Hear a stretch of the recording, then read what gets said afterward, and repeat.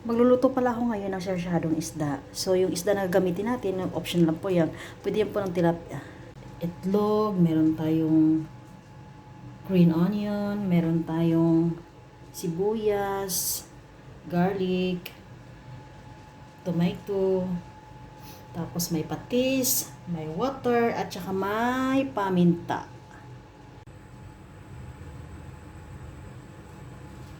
Tapos, pag uminit na siya, lagyan natin ng mantika. Ako kasi maglagay ako ng mantika, madami talaga akong maglagay para mabilis siyang maluto. Ayan.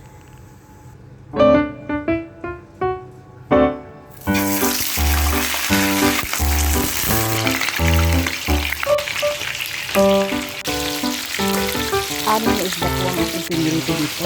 So, sa kabila naman, nag-iinit na ng kawali at igisa natin ang ating mga pamitha.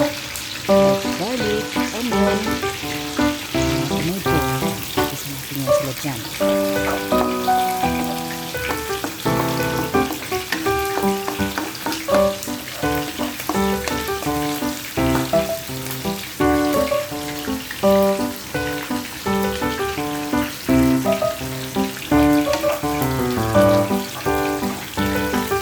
Pag brown color na, pag brown, ibigay na natin, isa natin ang ating onion. Isa natin yan.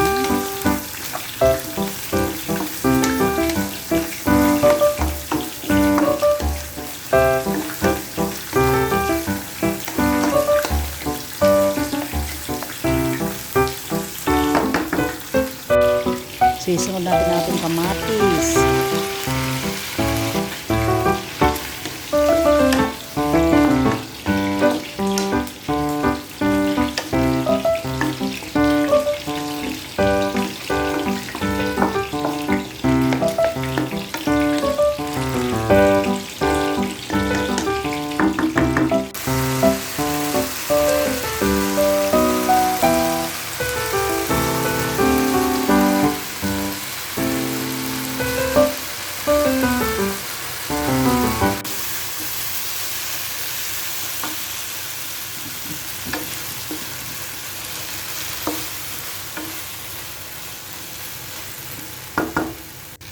Tapos, ilalagay natin ang patis.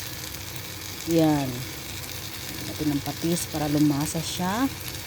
Maliit kasi ang butas ng ating bote, kaya unti lang yung patak niya. Kaya feeling nyo madami akong nilagay dyan, pero unti lang yan. Tapos, ilagay natin ang paminta. Ayan.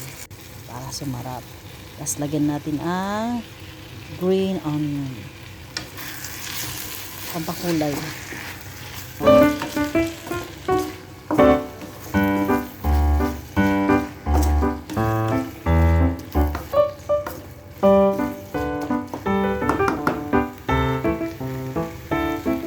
Pagkatapos niyan, pwede na nating lagyan ng water. Ayan.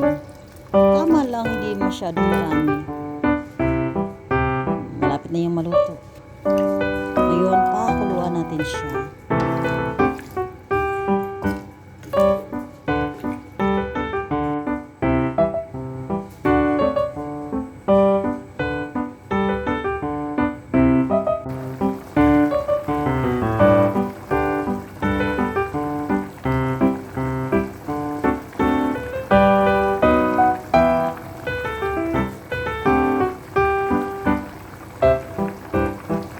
So, ayan, kulong-kulo na siya. So, maya-maya lagyan natin ang isda. So, makikita nyo, 6 na isda po ang pinirito ko. So, ilalagay na natin siya pa isa-isa. Yung kuwali natin, malaki yan. Pero dahil sobrang malalik na video yung isda, so, pagkasyahin natin. Masikip yan. So, pagkasyahin natin ang 6. Ang importante lang naman dyan ay maisawsaw nyo sa kanyang sauce para lumasa. Isisik dyan. Ang tataba ng isda. Ayan.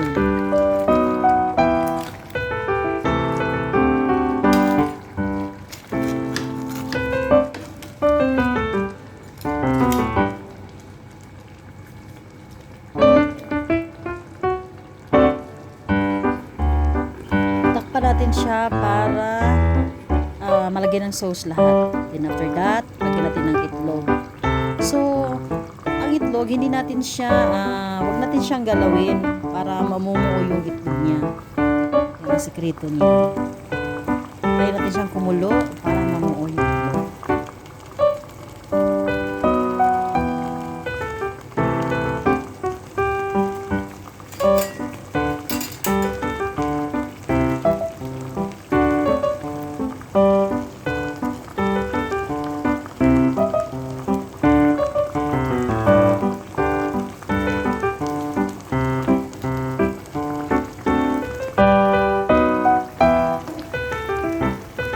Yan na siya, malapit na siya, maluto. Actually, luto na siya.